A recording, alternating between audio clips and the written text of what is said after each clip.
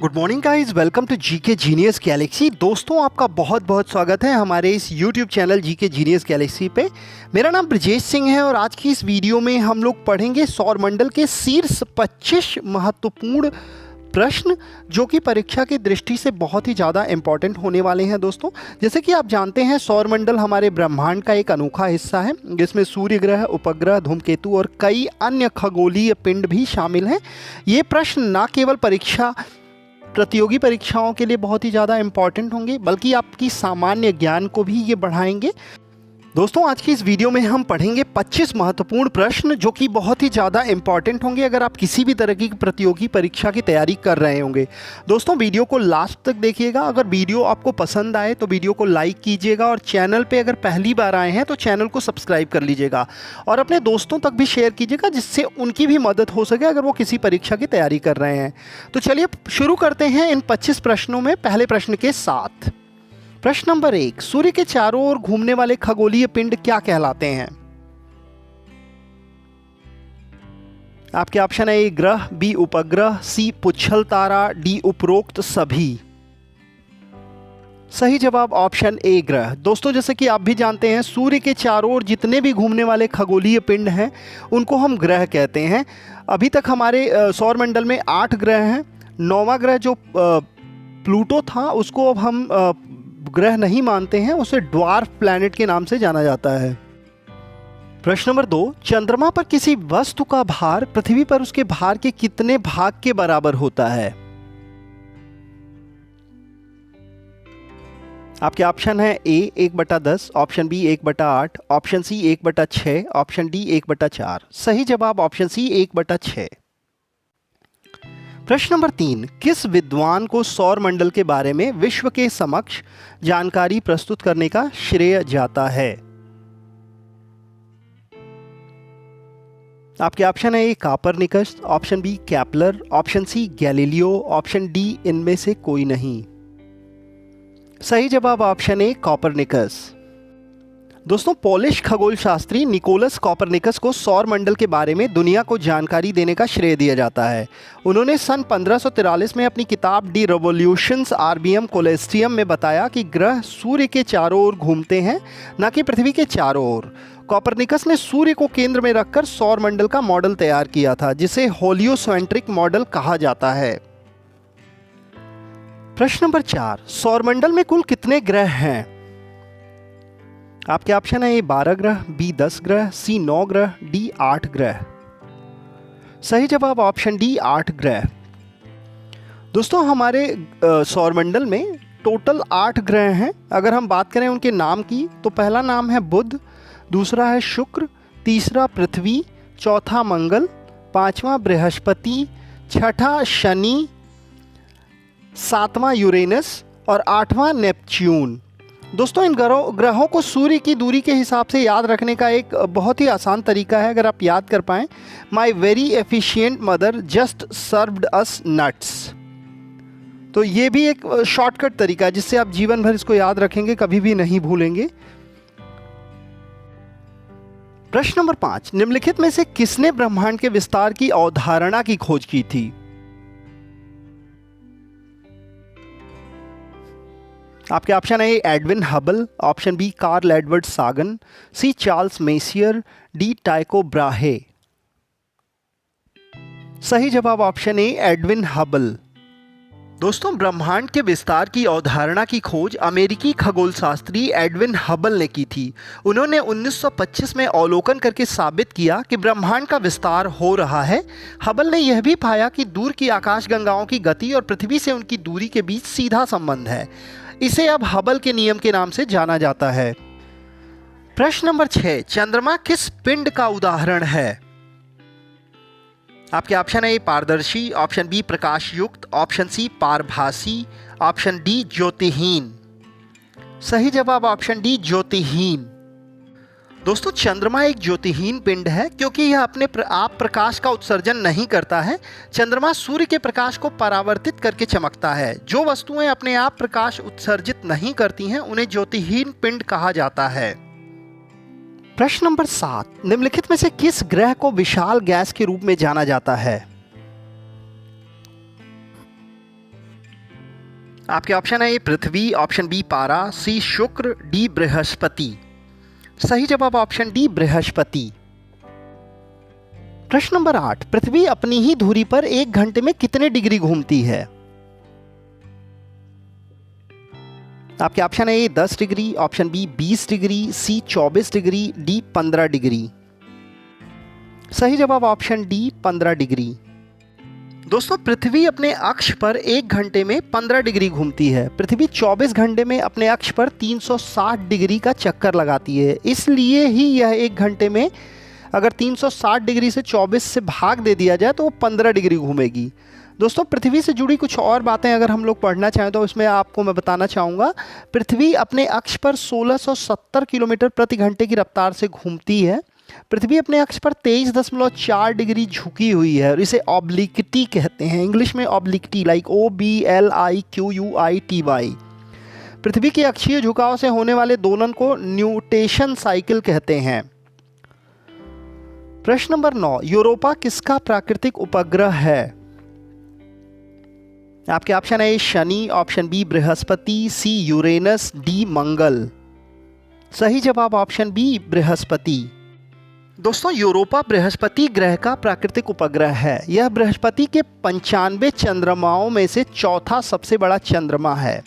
Europa Brihaspati ग्रह से छठा सबसे नज़दीक चंद्रमा है। यूरोपा की खोज साल 1610 में गैलीलियो गैलीली ने की थी। यूरोपा का नाम क्रीट के राजा मिनोस की फोनीशियन माँ और ज्यूस के प्रियतम के नाम पर रखा गया था। यूरोपा की सतह पर बर्फ की मोटी परत है जो कहीं कहीं 15 मील तक गहरी है। वैज्ञानिकों का मानना है इस बर्फ के नीचे तरल पानी भी है। हो सकता है इससे जीवन की उत्पत्ति भविष्य में यूरोपा पर पाई जाए। प्रश्न नंबर 10, निम्न में से कौन एक जोवियन ग्रह नहीं है? आपके ऑप्शन है मंगल, बी यूरेनस, सी बृहस्पति, डी शनि। सही जवाब ऑप्शन ए मंगल।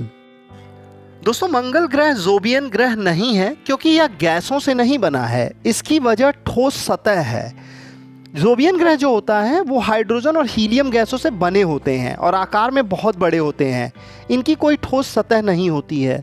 जोवियन ग्रह स्थलीय ग्रहों में बहुत बड़े होते हैं, जैसे बृहस्पति, शनि, यूरेनस और नेपच्यून जोवियन ग्रह हैं। वहीं मंगल, पृथ्वी, बुध और शुक्र स्थलीय ग्रह हैं। प्रश्न नंबर 11, निम्नलिखित में से स्थलीय ग्रह की पहचान कैसे करें? आपके ऑप्शन है ए बृहस्पति, बी वरुण, नेपच्यून जिसको कहते हैं इंग्लिश में, सी अरुण, यूरेनस, डी बुध। सही जवाब ऑप्शन डी बुध। दोस्तों पहले ये समझते हैं स्थलीय ग्रह किसे कहते हैं। दोस्तों स्थलीय ग्रह वह होते हैं जो गैसों से नहीं बने होते हैं, इनकी ठोस सतह होती है। जैसे कि Brihaspati, Shani, Uranus, Neptune Jovian ग्रह होते हैं। ये जोवियन जो मतलब गैस से बने होते ग्रह होते हैं। लेकिन मंगल, पृथ्वी, बुध, शुक्र स्थलीय ग्रह हैं। तो अगर आप ऑप्शन देखेंगे तो इसमें बृहस्पति, नेपच्यून और यूरेनस ये सारे ग्रह जो हैं ये गैसों से बने हैं। इस ऑप्शन में ऑप्शन डी बुध है जो कि स्थलीय ग्रह है और यही इसका सही उत्तर है। दोस्तों यानी आपको समझना है कि जिन ग्रहों की जो सतह ठोस होती है वो स्थलीय ग्रह कहलाते हैं। प्रश्न नंबर 12, निम्नलिखित में से किस खगोलीय पिंड में चारोन नामक प्राकृतिक उपग्रह है? आपके ऑप्शन है ए होमिया, ऑप्शन बी मंगल, सी प्लूटो, डी शनि। सही जवाब ऑप्शन सी प्लूटो। दोस्तों चारोन जो है ड्वार्फ प्लैनेट जिसको हम बौना प्लैनेट कहते हैं, पहले ये ग्रह था लेकिन इसको हटा दिया गया है। तो बौने ग्रह प्लूटो का एक प्राकृतिक उपग्रह है। चारोन प्लूटो के 5 उपग्रहों में से सबसे बड़ा है।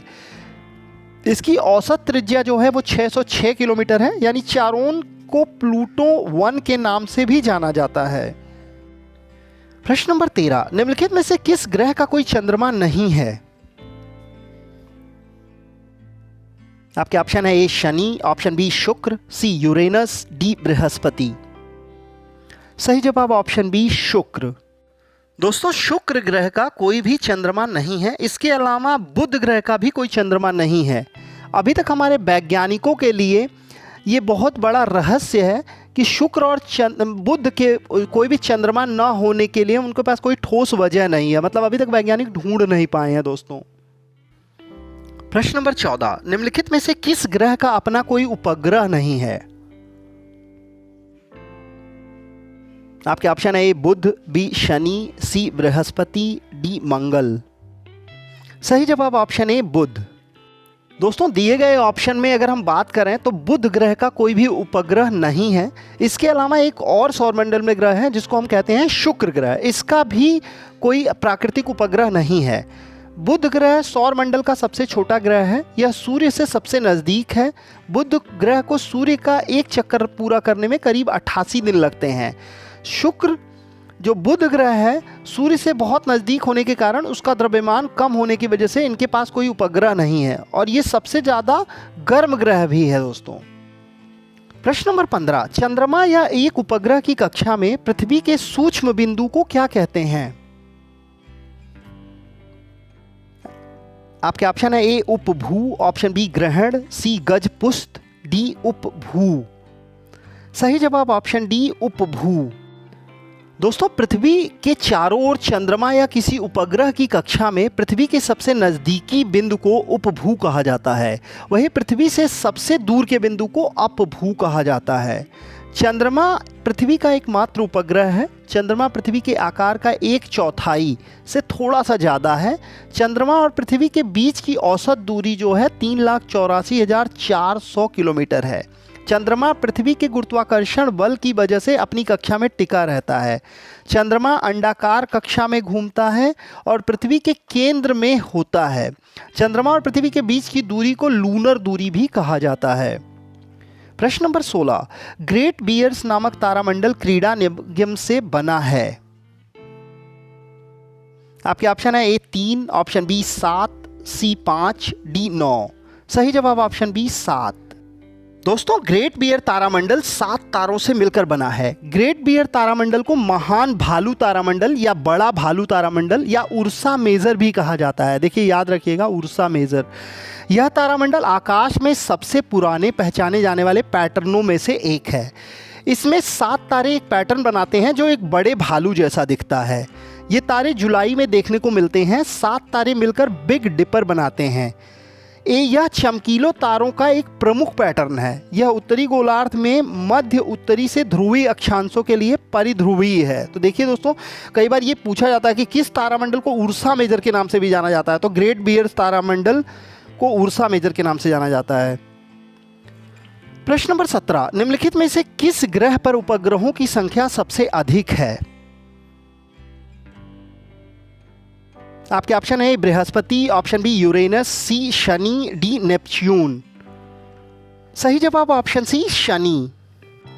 दोस्तों शनि सौरमंडल का सबसे ज़्यादा उपग्रह वाला ग्रह है।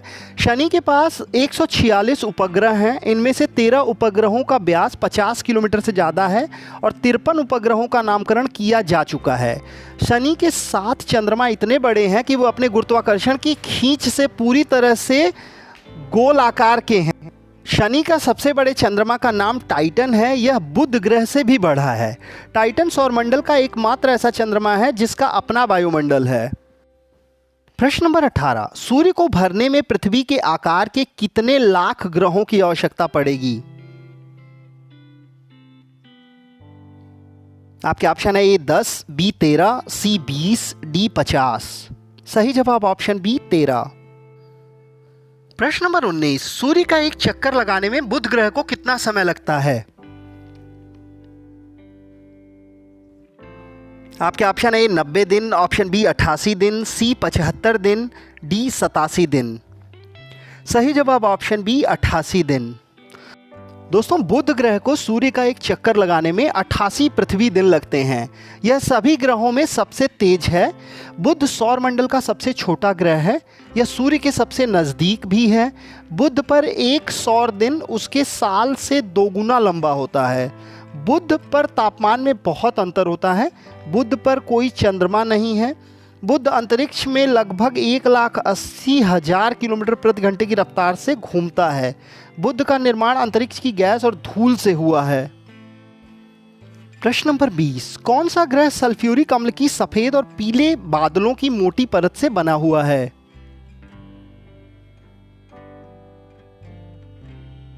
आपके ऑप्शन है मंगल, B Neptune, C Uranus, D शुक्र। सही जवाब ऑप्शन डी शुक्र। दोस्तों शुक्र ग्रह जो है सल्फ्यूरिक एसिड के घने सफेद और पीले बादलों से बना है। शुक्र ग्रह सूर्य से दूसरा ग्रह है। शुक्र ग्रह का वायुमंडल कार्बन डाइऑक्साइड और सल्फ्यूरिक एसिड से बना है। शुक्र ग्रह के वायुमंडल में कार्बन डाइऑक्साइड का प्रतिशत ज़्यादा होने की वजह से वहाँ गर्मी बनी रहती है। शुक्र ग्रह के बादल अत्यधिक परावर्तक होते हैं और अपारदर्शी परत बनाते हैं। शुक्र ग्रह रात्रि आकाश में चंद्रमा के बाद सबसे ज़्यादा चमकीला प्राकृतिक पिंड है। पृथ्वी से देखने पर शुक्र कभी सूर्य से दूर नहीं दिखता। प्रश्न नंबर 21, हैली के धूमकेतु की अवधिकता क्या है? आपके ऑप्शन है 30 से 31 वर्ष, बी 85 से 86 वर्ष, सी 45 से 46 वर्ष, डी 75 से 76 वर्ष। सही जवाब ऑप्शन डी 75 से 76 वर्ष। प्रश्न नंबर 22, सूर्य से सबसे दूरी पर कौन सा ग्रह है? आपके ऑप्शन है बुध, बी प्लूटो, सी वरुण, डी बृहस्पति। सही जवाब ऑप्शन सी वरुण नेपच्यून, जिसे हम इंग्लिश में नेपच्यून भी कहते हैं। दोस्तों सूर्य से सबसे दूर का ग्रह जो है वो नेपच्यून है, जिसको हम हिंदी में वरुण कहते हैं। नेपच्यून हमारे सौरमंडल का 8वां ग्रह है। यह सूर्य से करीब 4.5 बिलियन किलोमीटर दूर है। नेपच्यून एक गैसीय ग्रह है और यह हाइड्रोजन और हीलियम गैसों से मिलकर बना है। नेपच्यून की परिक्रमण अवधि सबसे लंबी है। ग्रहों और सूर्य के बीच की दूरी लगातार बदलती रहती है क्योंकि इनकी कक्षाएं अंडाकार होती हैं। प्रश्न नंबर 23, निम्नलिखित में से किसने सबसे पहले कहा है कि पृथ्वी गोल है? आपके ऑप्शन है एरिस्टोटल, ऑप्शन बी कॉपरनिकस, सी स्ट्राबो, डी इनमें से कोई नहीं। सही जवाब ऑप्शन है एरिस्टोटल। प्रश्न नंबर 24, सूर्य में कौन सी गैस सर्वाधिक है? आपके ऑप्शन है हाइड्रोजन, ऑप्शन बी कार्बन, सी कार्बन मोनोऑक्साइड, डी इनमें से कोई नहीं। सही जवाब ऑप्शन है हाइड्रोजन। दोस्तों सूर्य में हाइड्रोजन गैस सबसे ज्यादा मात्रा में पाई जाती है। सूर्य में मौजूद गैसों का बंटवारा इस प्रकार है, हाइड्रोजन लगभग 70% पाई जाती है। उसके अलावा दूसरी गैस जो है वो हीलियम लगभग 28% पाई जाती है। तीसरी जो गैसें हैं उनका एक मिश्रण है, कार्बन, नाइट्रोजन और ऑक्सीजन 1.5% पाई जाती हैं। शेष 0.5% जैसे नियॉन, लोहा, सिलिकॉन, मैग्नीशियम और सल्फर जैसी छोटी मात्रा में मौजूद अन्य तत्व भी हैं। सूर्य में नाभिकीय संलयन की प्रक्रिया होती है, जो कि बहुत ज़्यादा इंपॉर्टेंट क्वेश्चन है दोस्तों, आपको पता होगा। इसमें हल्के तत्वों को भारी तत्वों के साथ मिलकर ऊर्जा पैदा की जाती है। प्रश्न नंबर 25, फोबोस और डेमोन्स किस ग्रह के उपग्रह हैं? आपके ऑप्शन है मंगल, ऑप्शन बी शुक्र, सी बृहस्पति, डी शनि। सही जवाब ऑप्शन ए मंगल। दोस्तों फोबोस और डेमोस मंगल ग्रह के उपग्रह हैं। फोबोस मंगल ग्रह का सबसे बड़ा और नज़दीकी उपग्रह है। इसकी औसत त्रिज्या 11 किलोमीटर है और यह मंगल से 6000 किलोमीटर की दूरी पर परिक्रमा करता है। फोबोस को मंगल ग्रह का एक चक्कर पूरा करने में 7 घंटे 39 मिनट का समय लगता है। वहीं डेमोस मंगल ग्रह का सबसे छोटा और दूर स्थित उपग्रह है। यह फोबस से 7.24 गुना छोटा है। अमेरिकी खगोल वैज्ञानिक आसफ हॉल ने साल 1877 में इन दोनों उपग्रहों की खोज की थी।